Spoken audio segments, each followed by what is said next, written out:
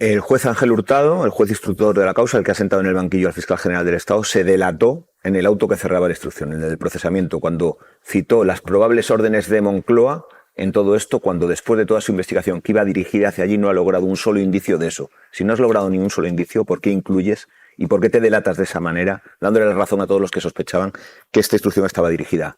Todos, entre ellos, la abogada del Estado, Consuelo Castro, que defiende al fiscal general del Estado y que su intervención inicial dijo: la instrucción arrancó de manera preconcebida con la idea de que el fiscal general era el culpable. No se ha tenido en cuenta ninguno de los indicios que apuntaban a otras posibilidades en ningún momento. La mano derecha de la presidenta de la Comunidad de Madrid, váyase usted a saber por qué, difundiese un pantallazo con ese correo que él recibió. Esto sucedió, Mateo, muchas horas antes de que el fiscal pidiese el correo. Efectivamente, lo que se reconoce ayer, Silvia, y ya entramos ya en el terreno, digamos, más técnico, en el sentido de yo lo que autoricé a difundir a Miguel Ángel Rodríguez fue un pantallazo, no fue el correo en sí, que es lo que posteriormente se difundió. O sea, ya entrábamos un poco ayer durante la declaración de Alberto González Amador en esa disquisición de si un pantallazo se puede equivaler al correo en sí, sí o no. Bueno, él dice efectivamente que autorizó a Miguel Ángel Rodríguez a, desplegar esa estrategia para tratar de justificar la información que en ese momento publicó el diario El Mundo, que le entregó el pantallazo con el famoso correo, efectivamente antes de entre las 9:30 y 11:30, que es donde la instrucción, el procesamiento del fiscal general los hechos sitúan, digamos, la presunta revelación de secretos por parte del fiscal general del Estado. Una cosa más, Silvia, cuando estabais mencionando efectivamente toda la retahíla, el alegato final que hizo, en fin, me han reventado mis derechos. Ayer hubo dos cosas muy curiosas de Alberto González Amador. Identificó con el nombre y los apellidos no solo las personas que estaban en estrados preguntándole, a la teniente fiscal del Supremo, al abogado general del Estado, etcétera, a las inspectoras de Hacienda que le investigaron, las identificó ayer con nombre y apellido, a los dos fiscales que le investigaron, a Julián Salto y a Diego Lucas, que declaró por la mañana, por cierto, y que dijo nada más y nada menos que ha sido la defensa de González Amador la que dejó pasar, digamos, la reactivación del posible pacto de conformidad. Y en ese alegato final hay un gesto que fue muy curioso y nos llamó mucho la atención. Ese alegato final, por cierto, que le permitió el presidente del tribunal, cuando ya había concluido la declaración, pese a las protestas de la defensa, porque entendía que la declaración ya había concluido. Bien, en ese alegato final, cuando habla de o me voy de España o me suicido, giró la cabeza y miró fijamente a Álvaro García Ortiz cuando dijo esas palabras. Nos llamó mucho la atención porque era como una suerte de conclusión de todo su extenso testimonio, que el colofón lo tuvo en esas palabras que probablemente se le habían olvidado cuando le interrogó su abogado, y que soltó en ese alegato final que el juez, como digo, el presidente del tribunal, Andrés Martínez Arrieta, le permitió. Este es el momento cuando el novio de Ayuso dice: con la venia señoría, solo un minuto.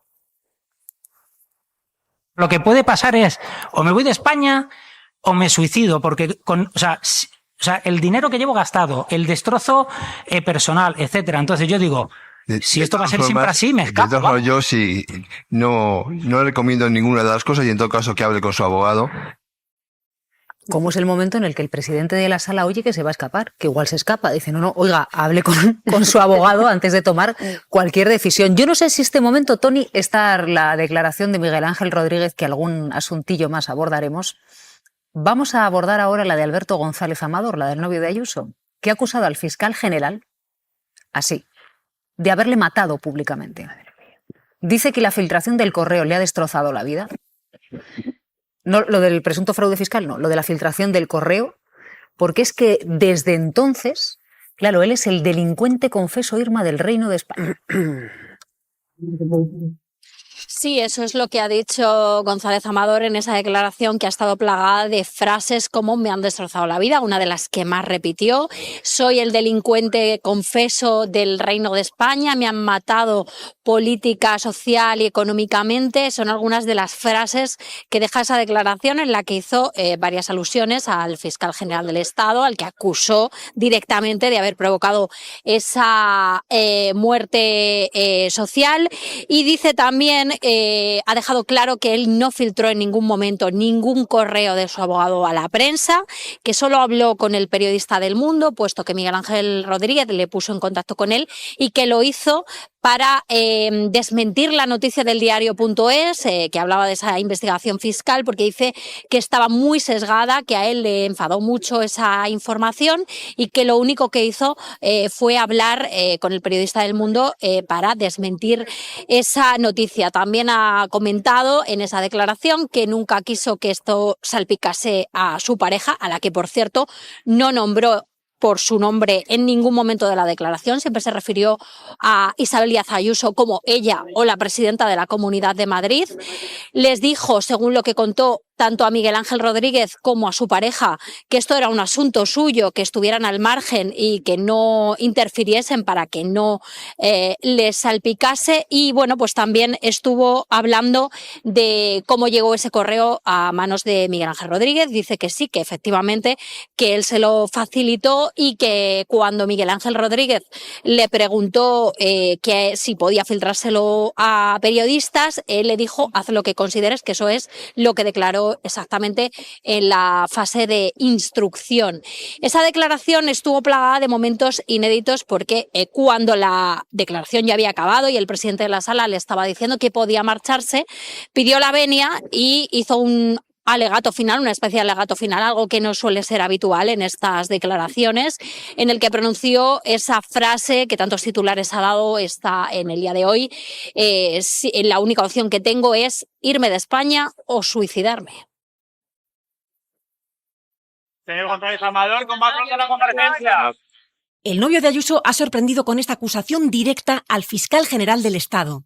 Yo pasé a ser el delincuente confeso del Reino de España. O sea, estaba muerto. El señor García Ortiz, el fiscal general del Estado, me había matado públicamente.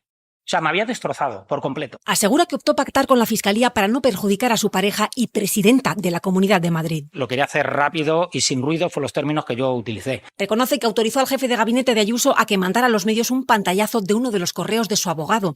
Fue el que utilizó Miguel Ángel Rodríguez para contar motu propio que la Fiscalía había parado el pacto por órdenes de arriba. A mí mis abogados nunca me dijeron eso. Me parece que fue Miguel Ángel Rodríguez o alguien hizo ese comentario. Una valoración política, vamos, que yo ni entro ni salgo. En ese pantallazo se daba a entender que la Fiscalía le proponía a él un pacto, algo que no era cierto, era al revés, pero el Mundo tituló de esa manera. Él asegura que solo habló con este medio de su situación tributaria. Yo me centré en desmontar la noticia del diario.es, fue lo que le dije al periodista del Mundo. Ni de email, ni de correos, ni de nada. Durante casi 2 horas se ha presentado como una víctima. A partir de ese día, el banco me cortó la financiación. La pena económica, la pena social que he tenido, nadie se hace una idea. González Amador fue quien interpuso la querella contra el fiscal general del Estado y por la que se encuentra hoy en el banquillo de los acusados.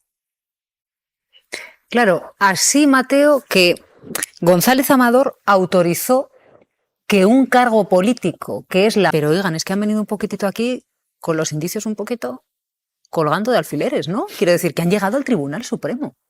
Al Tribunal Supremo para denunciar una filtración. Y quien acusa al fiscal general del Estado de esa filtración, que es el novio de la presidenta de la Comunidad de Madrid, ayer mostró muchas cosas, pero pruebas ninguna. Entonces digo que es la gravedad de un caso que sienta en el banquillo por primera vez en nuestro país al fiscal general del Estado, al que muchos le dicen que por este caso sin pruebas debe dimitir. O sea, es que es de aurora boreal. Es que además durante toda su intervención ayer González Amador se refiere a la nota pública que emitió la Fiscalía para combatir el bulo que había lanzado Miguel Ángel Rodríguez. Es decir, una nota que ya en el auto que imputó al fiscal general se dejó claro que ahí no había ningún tipo de delito, sino que habría que investigar si había una filtración de un correo por parte del fiscal general de Estado. Eso todavía no ha llegado. Y después ayer afloraron muchas mentiras, muchas. Yo creo que quedó negro sobre blanco una detrás de otra. O sea, primero, no hay un ofrecimiento de la Fiscalía al novio de Ayuso para llegar a un acuerdo. Eso que difundió Miguel Ángel Rodríguez era mentira. Hay un ejercicio que yo creo que está bien hecho de su abogado, que como yo querría un abogado así, que a la vista de que la agencia tributaria dice que no es que haya un error, sino que, como bien apuntaba Pedro, hay un ejercicio consciente, deliberado y doloso de defraudar, de un intento de defraudar. Es decir, no es que se equivocara, es que ingresó 6 veces más e intentó pagar menos impuestos que el año anterior y emitió facturas falsas a diestro y siniestro para evadir supuestamente 350.000 euros. Y después hay otra mentira que me llama mucho la atención.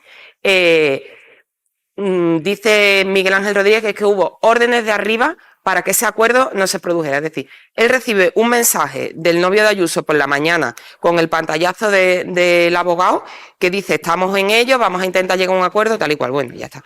Y ese mismo día, por la tarde, él difunde que es que el acuerdo se ha abortado desde arriba. Y ayer también se ratifica que es que el acuerdo no lo aborta nadie con órdenes desde arriba, sino que es el propio abogado el que no decide no llegar a un acuerdo porque ponen en marcha otra maniobra que efectivamente es una maniobra dilatoria que ayer se vio claramente de intentar salir inocente diciendo que es que se han vulnerado todos sus derechos porque se filtró un correo. Bueno, en fin, yo creo que es que hay tantas mentiras encadenadas. Que a mí lo que me llama la atención es que Tony Miguel Ángel Rodríguez lanza el bulo, lo sostiene, lo difunde por sus redes sociales, con todo lo que habla con González Amador, y en ningún momento le dice: oye, Miguel Ángel, que no es así, en este caso no. Y cuando sabe que no es cierto, no rectifica, sino que políticamente lo utiliza. Claro, es que al final todo respira orquestación, es decir, te pueden decir que no, que han ido respondiendo a los sugerenciamientos, pero hay una intencionalidad política de origen que se mantiene.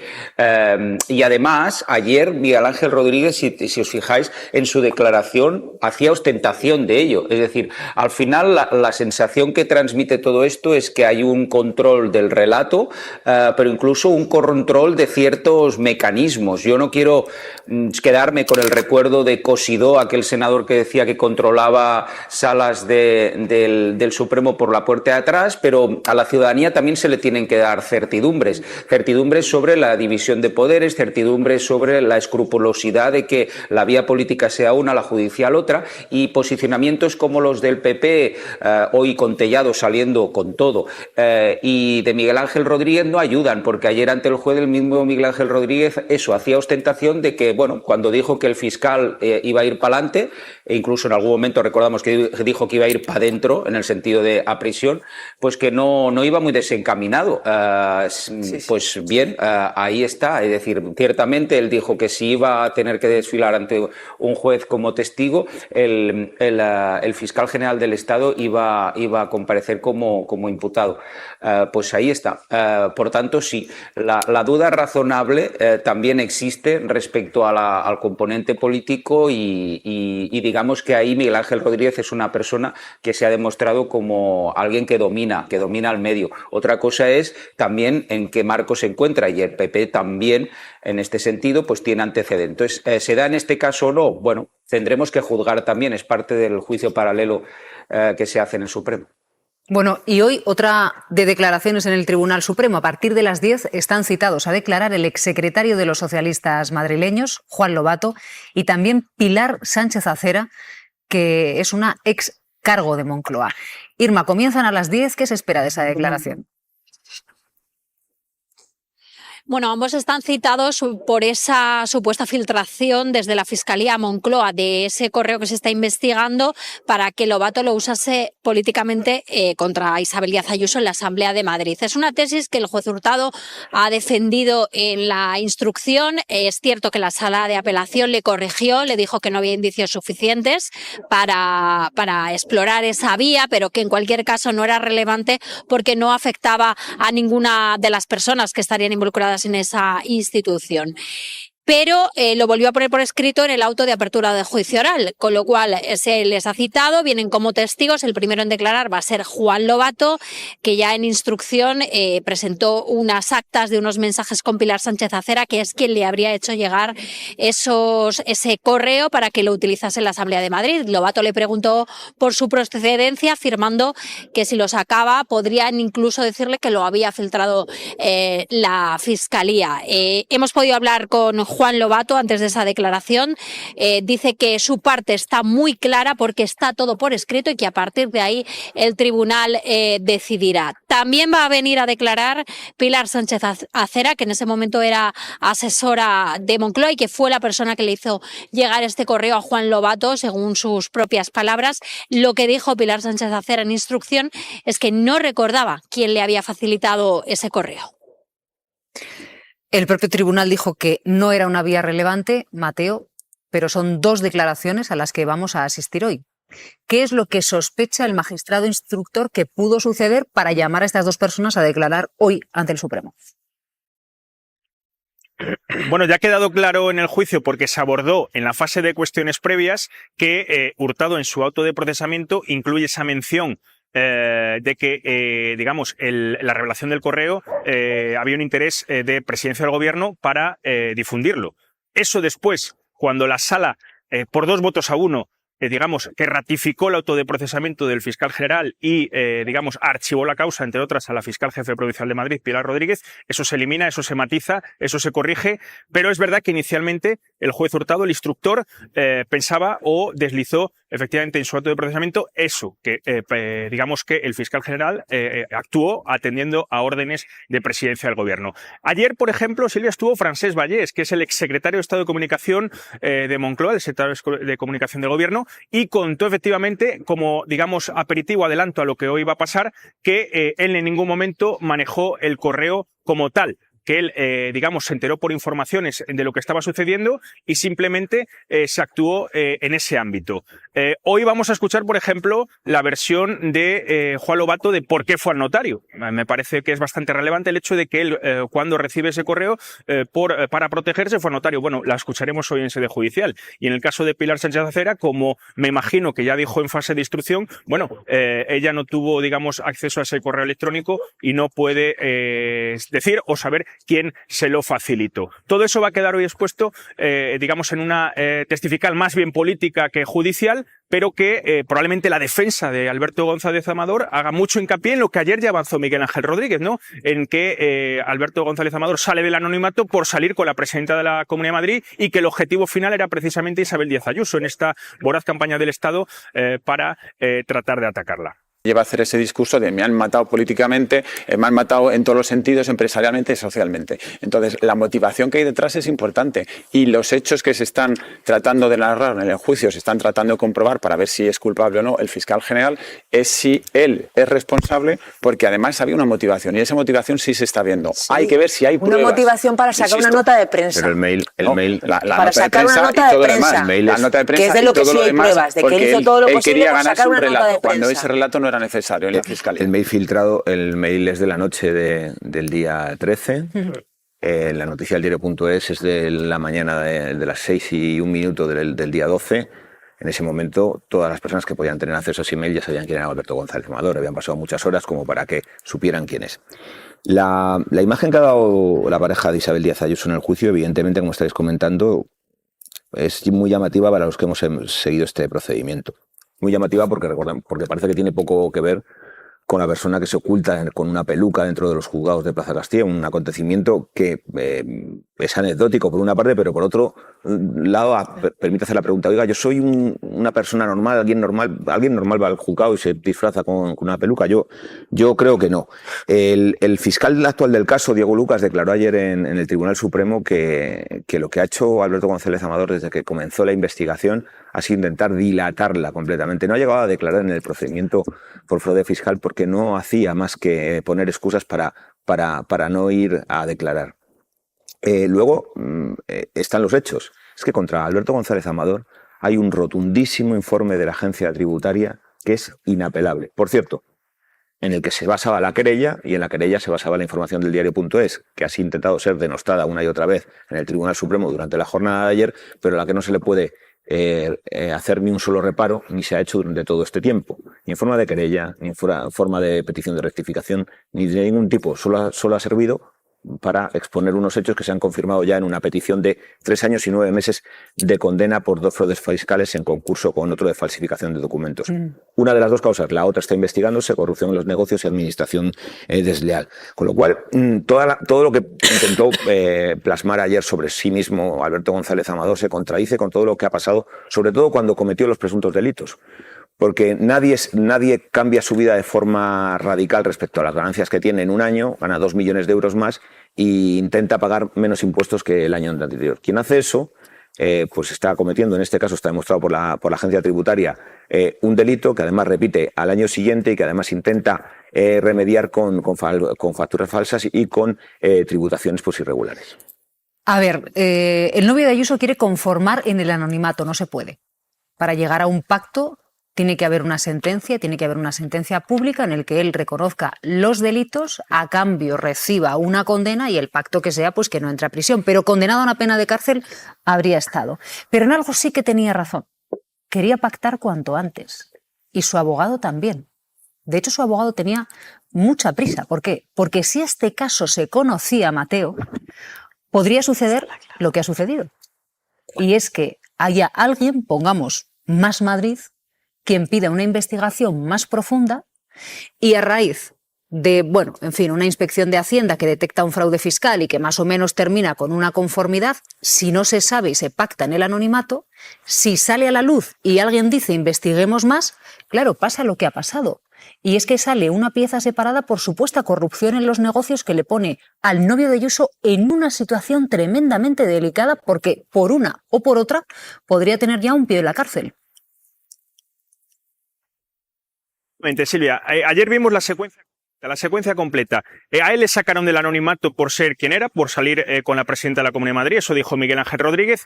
Él se presentó efectivamente como un español que ha sido víctima del aparato del Estado y que ha sido declarado ya un delincuente confeso por el Reino de España. Y después Carlos Neira, efectivamente, primeramente habla de un atropello de Hacienda, porque esto es muy relevante, porque pone el origen en el atropello de Hacienda primero hacia su investigación, lo sacan del anonimato y Carlos Neira remata con lo que estábamos diciendo al principio del programa, con esa estrategia de decir que a él nunca le había pasado, que él es un especialista, el abogado de González Amador, en conformidades y que nunca le había pasado lo que ha sucedido con su cliente y efectivamente que, digamos, el origen de la filtración de su correo podría afectar a su derecho de defensa, no solo en la causa de los delitos fiscales, sino en la segunda que le abren, la de administración desleal y corrupción en los negocios entre particulares. O sea, es la secuencia completa que, como te decía, ellos piensan, y por cierto, cuando habláis, bueno, sí, es verdad que el juicio no sabemos cómo ha llegado hasta aquí, bueno, puede ser verdad, pero también es verdad que ellos ayer van dirigidos claramente hacia los 7 magistrados que componen el tribunal, hacia Susana Polo, que es la ponente de la sentencia, se dirigen claramente hacia ellos con todas las frases que ayer escuchamos durante la vista y sobre todo, como te digo, en ese interrogatorio de Gabriel Rodríguez Ramos, que es el abogado de Alberto González Amador en este juicio, el abogado querellante de la acusación particular, cómo trataba, ya te digo, de buscar esa condena aquí del fiscal general para tratar, a través de las nulidades o de la vulneración del derecho de defensa, afectar a los 2 procedimientos que tiene abiertos en los juzgados de Madrid. Fue una estrategia muy pensada, muy meditada, muy preparada, como decís. La declaración de Alberto González Amador claramente era una declaración muy ensayada y muy preparada y dirigida a ese fin, y Carlos Neira remata efectivamente con esa declaración diciendo que, bueno, que su cliente le habían vulnerado sus derechos, habían reventado sus derechos y que había llegado al Tribunal Supremo como víctima efectivamente de ese voraz aparato del Estado. Y todo esto con un poquito aderezado, con un poquito de salseo político. Porque claro, dice el gobierno que en estas circunstancias, ¿dónde están las pruebas contra el fiscal general del Estado? Y por cierto, lo que no se sostiene, dice Moncloa, Daría, es la defensa de González Amador. Eso es, la ministra de Sanidad ha asegurado que no hay por dónde coger su defensa ni tampoco el juicio en general al fiscal general del Estado, porque dicen si hay un culpable de una posible conspiración contra Ayuso, ese es su responsable defensa al difundir un bulo. Desde el gobierno no dan credibilidad a la versión de González Amador y muestran su apoyo total y absoluto al fiscal general del Estado. Dicen que si de algo es culpable es de luchar contra la corrupción. Sobre este tema, sobre este asunto y también sobre otros, vamos a intentar preguntar al ministro Félix Bolaños, que comparece aquí en solo unos minutos. El Gobierno sí que mantiene el convencimiento de que el fiscal general del Estado siempre ha defendido la verdad y que desde luego siempre ha perseguido al delito. ¿Qué dice la oposición?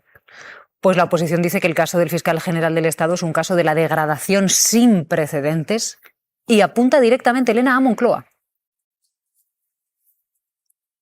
Sí, el PP condena la imagen de Álvaro García Ortiz sentado en el banquillo todavía como fiscal general del Estado. Creen que nunca se debió producir, que debía haber dimitido ya con la imputación y que ahora está dañando gravemente la institución y está causando, dicen fuentes de Génova, heridas difícilmente superables. Además, cargan contra Sánchez porque, dicen, le ha apuntalado, aseguran que García Ortiz no responde a la justicia, sino que solo obedece al sanchismo. Y en este sentido apuntan fuentes de la dirección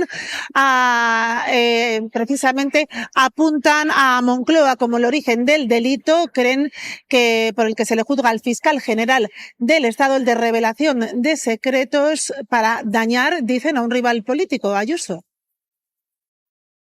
Esa imagen es la de una degradación institucional sin precedentes, que probablemente los delitos que se investigan han sido cometidos porque recibió órdenes directas desde el Palacio de la Moncloa.